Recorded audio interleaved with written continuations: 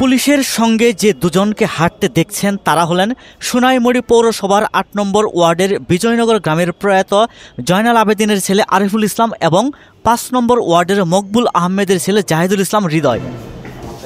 প্রশ্ন হলো, তারা কোন অপরাধে পুলিশের হাতে আটক হয়েছেন? ১৪ জুলাই রাতে নোয়াখালীর সোনাইমুড়ি উপজেলায় যাত্রীবাহী বাসে তরিকুল ইসলাম নামে এক যাত্রীকে মারধরের অভিযোগে ২ যুবককে গ্রেপ্তার করে পুলিশ। চলুন ভিডিওতে দেখা যাক কি হয়েছিল বাসের মধ্যে।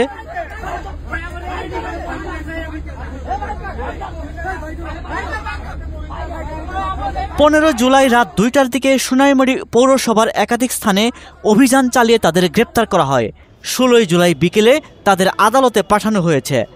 মারধরের ওই ঘটনায় ভিডিও সামাজিক যোগাযোগ মাধ্যমে ছড়িয়ে পড়ে। নোয়াখালীর অতিরিক্ত পুলিশ সুপার মোহাম্মদ ইব্রাহিম জানান, নোয়াখালীগামী লাল সবুজ পরিবহনের একজন যাত্রীকে গত পরশুদিন মারধরের যে ঘটনাটি ঘটেছিল সেই ঘটনাকে কেন্দ্র করে ভিকটিমের আপন ভাই গতকাল সোনাইমুড়ি থানাতে একটি মামলা করেছে এবং সেই মামলা রুজু হওয়ার ১ ঘন্টার মধ্যেই তথ্য প্রযুক্তির সহযোগিতা নিয়ে ২ জন আসামিকে শনাক্তপূর্বক আমরা অ্যারেস্ট করতে সক্ষম হয়েছি। পাশাপাশি ঘটনার কাজে ব্যবহৃত একটি হেলমেটও পাওয়া গেছে। আর ঘটনা সংশ্লিষ্ট অন্যান্য আলামত উদ্ধার এবং ঘটনার সাথে জড়িত অন্যান্য আসামিদের অ্যারেস্ট করার বিষয়ে আমাদের অভিযান অব্যাহত রয়েছে।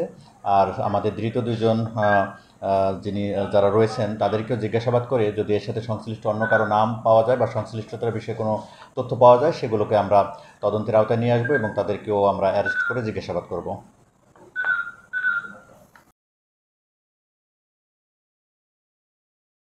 ওয়ালটন এখন দেশের সীমানা পেরিয়ে পৌঁছে গিয়েছে ৫০টিরও বেশি দেশে। ওয়ালটন, ঘরে ঘরে বিশ্বজুড়ে।